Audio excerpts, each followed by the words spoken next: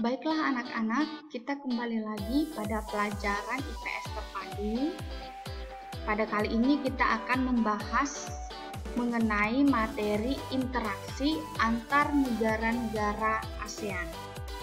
Nah, adapun tujuan pembelajaran pada materi ini, siswa diharapkan dapat menjelaskan pengertian interaksi antar negara-negara ASEAN. Kemudian siswa dapat menjelaskan faktor pendorong kerjasama negara-negara ASEAN, dan siswa dapat menjelaskan faktor penghambat kerjasama negara-negara ASEAN. Nah, seperti yang kita ketahui materi sebelumnya, kita sudah bahas mengenai karakteristik negara-negara di kawasan ASEAN.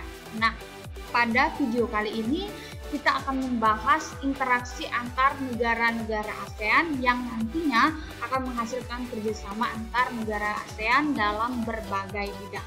Mari kita simak materinya.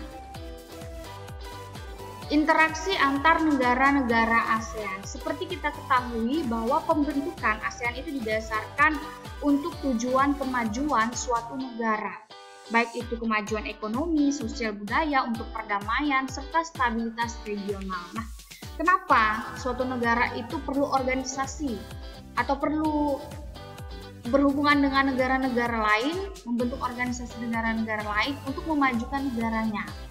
Nah, alasannya adalah karena suatu negara tidak dapat mencukupi kebutuhannya sendiri.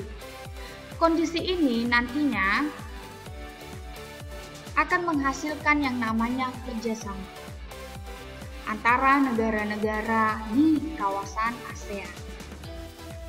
Inilah yang menjadi dasar terjadinya interaksi antar negara-negara ASEAN. Apa sih yang dimaksud interaksi antar negara-negara ASEAN? Interaksi antar negara-negara ASEAN adalah hubungan timbal balik antar negara-negara ASEAN dalam berbagai bidang yang diwujudkan dalam bentuk kerjasama. Nah, bagaimana sih wujud kerjasama yang menyebabkan terjadinya interaksi antar negara-negara ASEAN? Kalian bisa lihat gambar berikut. Ini adalah gambar penandatanganan perjanjian perdagangan PT Inka dan pemerintah Filipina, di mana ini adalah wujud kerjasama antara Indonesia dan Filipina. Wujud kerjasamanya, Indonesia di sini mengekspor kereta api. Nah, karena Filipina mengimpor kereta api dari Indonesia, sehingga Filipina dapat memenuhi kebutuhan transportasi di dalam negeri. Nah, jadi ada hubungan timbal baliknya. Kerjasama sendiri itu merupakan upaya menjalin hubungan antar dua negara atau lebih dengan tujuan mencapai kesepakatan yang menguntungkan. Ya, di mana Indonesia ketika mengekspor kereta api mendapat keuntungan secara ekonomi. Filipina mengimpor kereta api dari Indonesia dapat keuntungan, yaitu memenuhi kebutuhan transportasi dalam negeri. Jadi ada hubungan timbal balik dan ada kesepakatan yang saling menguntungkan. Kemudian ada faktor-faktor pendorong terjadinya kerjasama antar negara-negara ASEAN. Ya, ada 4. Yang pertama, itu ada perbedaan dan persamaan sumber daya alam. Faktor pendorong perbedaan sumber daya alam ini nantinya akan menciptakan kegiatan ekspor dan impor, seperti wujud kerjasama yang sudah kita jelaskan sebelumnya, ekspor dan impor kereta api antara Indonesia dan Filipina. Kemudian persamaan sumber daya alam nantinya akan mewujudkan kerjasama, contohnya adalah organisasi OPEC, di mana organisasi ini adalah organisasi negara-negara yang memiliki penghasil minyak bumi. Jadi sumber daya alam yang sama, yaitu minyak bumi. Kemudian faktor pendorong kerjasama negara ASEAN yang kedua, itu adanya perbedaan dan persamaan wilayah atau kondisi geografis. Nah, nantinya perbedaan dan persamaan wilayah atau kondisi geografis ini akan menciptakan kerjasama yang menciptakan stabilitas regional, perdamaian, dan keamanan di antara negara-negara ASEAN. Yang ketiga, faktor pendorongnya adalah perbedaan perkembangan teknologi. Nah, faktor pendorong perbedaan perkembangan teknologi diharapkan ini dapat saling memenuhi, saling melengkapi antar negara, di mana negara dengan teknologi sederhana dapat memenuhi kebutuhan teknologi tinggi dengan mendatangkan peralatan teknologi dari luar negeri. Kemudian, yang terakhir, faktor pendorong yang terakhir yaitu perbedaan dan persamaan budaya. Nah, perbedaan dan persamaan budaya ini mendorong kerjasama dalam rangka melestarikan budaya. Perbedaan budaya dan persamaan ini nanti itu akan mendorong kunjungan wisata atau potensi wisata, di mana budaya-budaya unik dari setiap negara akan menjadi potensi untuk mendorong kunjungan wisatawan. Nah, ini adalah faktor pendorong kerjasama negara-negara ASEAN. Kemudian ada faktor penghambat kerjasama negara-negara ASEAN. Untuk faktor penghambat, silahkan simak video berikut ini.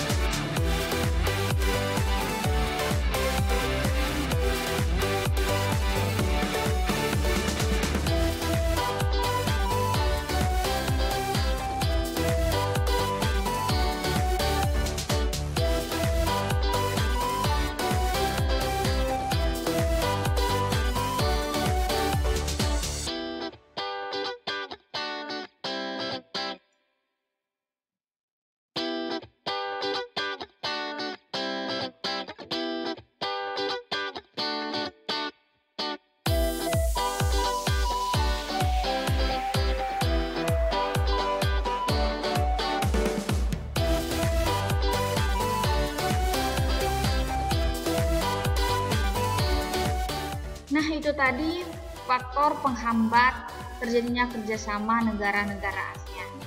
Kita sudah menjelaskan atau kita sudah belajar materi interaksi antar negara-negara ASEAN. Jadi kesimpulan pada materi kali ini adalah yang pertama, interaksi antar negara-negara ASEAN itu adalah suatu hubungan timbal balik antar negara-negara ASEAN dalam berbagai bidang yang diwujudkan dalam bentuk kerjasama. Kemudian, kerjasama adalah upaya menjalin hubungan antar dua negara atau lebih dengan tujuan mencapai kesepakatan yang menguntungkan. Yang ketiga, faktor pendorong kerjasama negara-negara ASEAN terdiri dari yang pertama, perbedaan dan persamaan sumber daya alam, kemudian perbedaan dan persamaan wilayah atau kondisi geografis, yang ketiga perbedaan perkembangan teknologi, serta perbedaan dan persamaan budaya. Keempat, faktor penghambat kerjasama negara-negara ASEAN diantaranya adalah ideologi negara, kebijakan politik, kebijakan proteksi, konflik dan peperangan, serta perbedaan kepentingan. Nah, jadi inilah video materi kita pada kali ini. Kalian bisa mencari atau menelusuri lebih dalam, mengkaji lebih dalam materi ini dari berbagai sumber, dari buku, dari jurnal, atau dari internet, dan sumber terpercaya lainnya. Jika ada pertanyaan atau ada yang membingungkan atau ada yang ingin didiskusikan, kalian boleh didiskusikan kepada Ibu. Nah, untuk materi selanjutnya kita akan membahas bentuk kerjasama antar negara-negara ASEAN. Baiklah, sekian video kali ini, video materi kali ini. Ibu harapkan semoga kalian dalam keadaan sehat. Jangan lupa untuk mencuci tangan.